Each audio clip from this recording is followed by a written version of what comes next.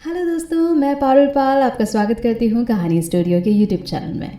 आज की कहानी का नाम है अस्तित्व और कहानी की लेखिका है डॉक्टर सरला सिंह। अरे लाइट बुझा, नींद नहीं आ रही है। रात के करीब 9 बजे का समय होगा। शमिता के पिताजी ने आवाज़ लगाई। हाँ हाँ बुझाती हूँ, उसकी माँ ने कहा। एक ही खपड़ेल कमरा था और उसमें एक बल्ब जल रहा था। शमिता कमरे के सामने ही खाली पड़े कच्ची जगह पर बर्तन धो रही थी। बर्तन धोने के बाद बड़ी थाली में सारे बर्तन रख लेती है और कमरे में अंधेरे में ही अंदाजे से जहाँ चूल्हा बना था रख देती है। उसके पैर में चारपाई से ठोकर भी लगती है, फिर भी वो कुछ नहीं बोलती। और उसकी चोट को देखेगा भी कौन?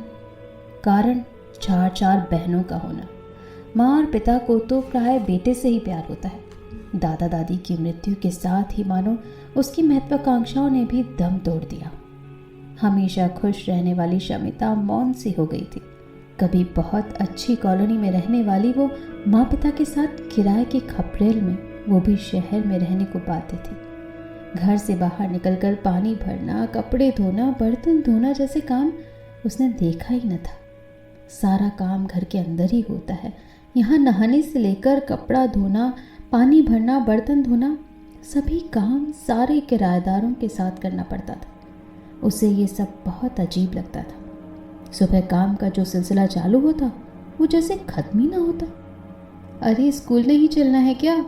अरे समय हो गया, देखो ना कितने कपड़े धोने बाकी हैं, क्या करूं?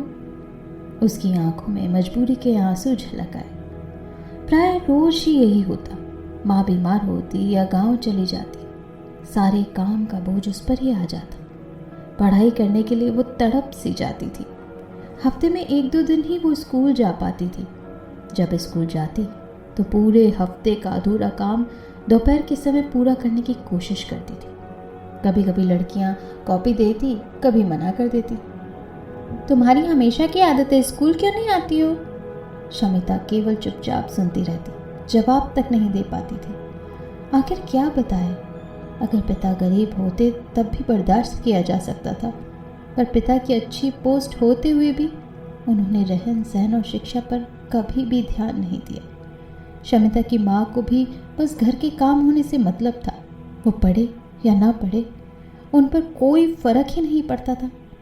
प्राय एक लाइन बोला करती, कल मियाँ हिलाए का मिली, कलेक्टर बनूंगा। शमिता के लिए ये सब एक सज़ा से कम नहीं था। अस्तित्व की लड़ाई आरंभ हो चुकी थी। वो घर से बाहर तक के उलझनों में जकड़ी हुई अपनी पढ़ाई को जारी रखने के लिए संघर्षरत थी। तो ये थी कहानी अस्तित्व, जिसकी लेखिका है डॉक्टर सरला सिंह और मैं हूँ आपकी कथावाचिका पारुल पाल। तो इसी तरह मैं आपके लिए ढेर सारी कहानियाँ लेकर आती रहूँगी। अगर आप लेखक हैं तो प्लीज़ मुझे अपनी कहानियाँ भेजिए। नीचे डिस्क्रिप्शन बॉक्स में मेरा ईमेल आईडी है, वहाँ पर आप मुझे ईमेल कर सकते हैं और फिर मैं सभी तक आपकी कहानियों को पहुँचाऊँगी। और साथ ही साथ अगर आपने अभी तक चैनल सब्सक्राइब नहीं किया है तो तुरंत सब्सक्राइब कर लीजिए, जिससे कि आगे आने वाली ढेर सारी कहानियाँ आप तक ऐसे ही पहुँचती रहे। Thank you.